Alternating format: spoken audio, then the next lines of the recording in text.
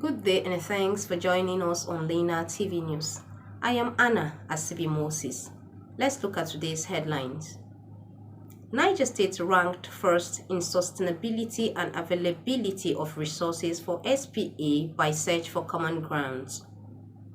The First Lady of Niger State commissions Egba Enagi Memorial Primary Health Care Center in Edate local government area of the state. Niger Food Security Systems and Logistics describes agriculture as driver of industrialization and economic development. Stay tuned for full details.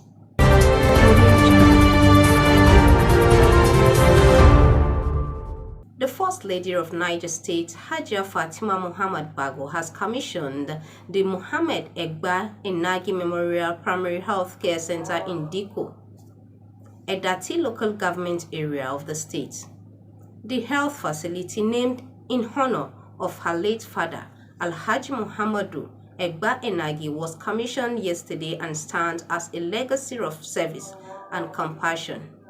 Alhaji Egba Enagi, an educationist and respected community leader, was remembered as a man whose values shaped generations.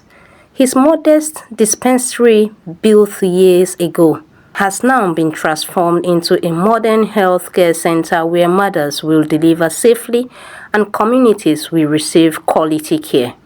The First Lady expressed deep personal gratitude, especially to her elder brother, General Abba Diko, retired, for leading the project alongside their siblings.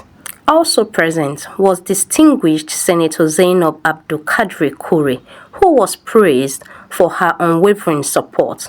Hajia Fatima thanked the Ministry of Primary Health Care for their collaboration and urged the people of Diko to protect the facility as their own. She prayed that the center will continue to serve with compassion and bring healing to generations.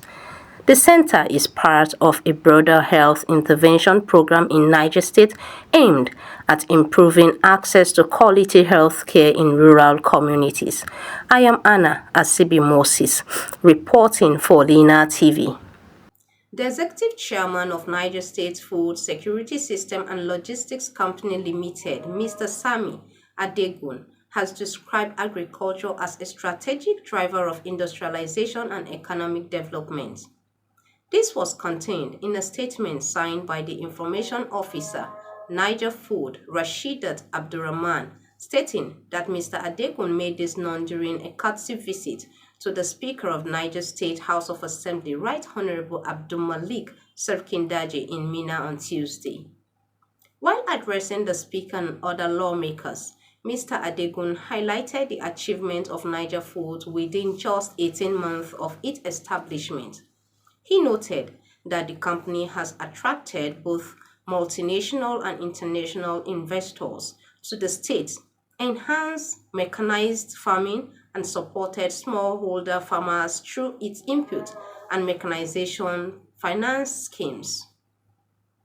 He observed that agriculture was previously treated as a social program, but with the advent of Niger Food, it is now evolving into a profitable youth-driven enterprise capable of transforming livelihoods. Mr. Adegun explained that his visit to the assembly was to seek legislative collaboration and stakeholders' engagement as the company begins implementation of major projects. Mr. Adegun explained that his visit to the assembly was to seek legislative collaboration and stakeholders' engagement as the company begins implementation of major projects, including the 1.8 trillion Dangote Rice project, the Produce for Lagos initiative, and the Africa Rice Partnership targeting a production output of 10 billion tons per year. He also outlined a roadmap for developing the value chains of key commodities such as yam, sugar, shea nuts, soya beans, maize, and livestock. The chairman stressed the urgency of onboarding at least 100,000 smallholder farmers, 25,000 SMEs and cooperatives, and 50 large-scale commercial farm estates across the state He called on members of the House to take active roles in the process. In his response, the Speaker, Right Honorable Abdul Malik Sekindaji, commended Mr. Adegun for engaging the legislature and pledged full support for the initiatives. He assured that the House would mobilize traditional and political leaders across the state to embrace the life-changing programs of Niger Foods. He further urged all members of the 10th Assembly to key into the agricultural initiative for the benefit of their constituents. A maturity index assessment by Search for Common Grounds conducted across Niger, Kebbi, and Kwara State, three of the five states where the State Peace Architecture (SPA) has been established, has ranked Niger State first in terms of sustainability and availability of resources for the SPAs. This was disclosed by Remikat Ayuba, project manager of the Niger-Benin Border Peace Initiative, during a monthly stakeholders meeting held in Mina to deliberate on sustainability strategy. Remikat Ayuba described the SPA as a platform established in November last year by Search for Common Ground, bringing together diverse stakeholders including community and religious leaders, youth and women groups, persons living with disabilities, government officials, civil society organizations, the National Human Rights Commission and security agencies. She explained that the core aim of the SPA is to foster monthly conversations on emerging security threats in the state and collectively profile practical solutions. Activity is the state peace architecture, and the state peace architecture is a platform that was established by Search for Common Ground, which comprises of different stakeholders. We have the community leaders, representatives of the religious leaders, we have the youth, women group, persons living with disability. We also have government officials, we have CSOs, National Human Rights, we have the security, all who have formed part of this particular platform. The aim of this establishing this platform is for them to come together bi-monthly and discuss emerging threats, issues, and then also profile solutions to those issues across the states. Identify issues, and then they also work with the local peace architecture, which is established at Borgu. What they do at the local peace architecture also is to discuss emerging threats, issues, and then also profile solutions. So whenever they profile the solutions, and then those actionable points are for instance, are supposed to be carried out maybe by the state government, they bring it up to the state peace architecture, which they carry up, and then they relate it to relevant stakeholders to improve peace and security. In an interview, Diamond Priye Tobechukwu, chairperson of Niger State SPA and director of the Abdulsalami Abubakar Institute for Peace and Sustainable Development Studies, MENA, said, the forum has provided a unique opportunities to better understand the dynamics of conflict within the state and train individuals in conflict resolution. You will tell us your name and your position and what the SPA have been able to do so far, they've been able to achieve so far. The name is Dr. Diamond Priye Tobechukwu. I'm the chairperson of the SPA, that is the State Peace Security Architecture, and I'm also the director of Abdulsalami Abubakar Institute for Peace and Sustainable Development Studies based in Lina. Okay, so far so good. We just noticed that the State Peace Architecture was inaugurated last year in November. So far, what have you done? What are your success?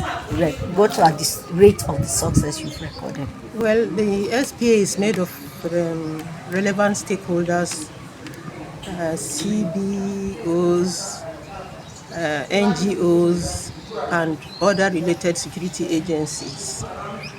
We've been holding meetings bi-monthly, discussing conflict issues and addressing some of the challenges confronting the security agencies. That's one. And we make people aware of what the situation is. All these agencies become aware of the discussing security issues on a monthly basis, give us the opportunity to look at the dynamics of conflict within the state and across the state.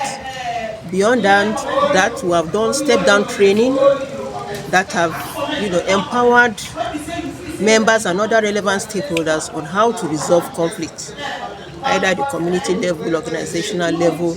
They will be able to resolve conflict using the non-adversarial method. Beyond that also, we have visited relevant stakeholders. We visited the Emirate Council to, kind of let them know what the SPA is all about and how we are willing to work with other agencies to support government effort towards promoting peace and sustainable development in Niger State. Also speaking, the Commissioner for Land and Survey, Barrister Maurice Bello Magaji, commended the timeliness of the initiative, describing it as a proactive step towards addressing insecurity through collective effort. I'm here to participate in more of this deliberation on issues around dispute of land, as well as ways that conflicts that have to do with land, can be resolved. The government perspective, and then of course we're able to tell them the efforts that government is doing, and then of course mentioning areas that have to do with acquisition and so on, root of title and so on. So these are some of the key things that we're here to be able to engage. Timely, it has come at a time whereby the policy direction of government is geared towards investment, particularly in agriculture, and of course means it requires provision of land. It requires a situation whereby you see a fertile land and you need to be able to cultivate it or to site investment there, and of course to see how we can talk to people, to see how we can avoid things that have to do with apprehension, discussing the government policies and the benefits therein for people. Sustainability strategies outlined.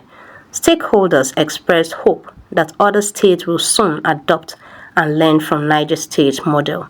I am Anna Asibi Moses, reporting for Lina TV. Niger State has recorded a significant progress in containing the recent cholera outbreak, with over 320 patients successfully treated and discharged.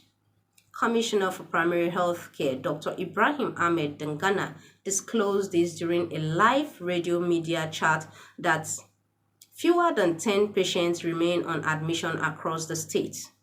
He confirmed that 14 lives were lost to the outbreak, but swift government response and collaboration with partners like UNICEF has helped curb further spread. The Niger State government activated emergency structure, including treatment units across the 25 local government areas and disease surveillance teams in all 274 wards. UNICEF also donated critical supplies, including cholera kits, antibiotics, rehydration fluids, gloves, disinfectants, and water treatment solutions, supporting over 14,000 households. The ministry says awareness campaign reached more than 16,000 children.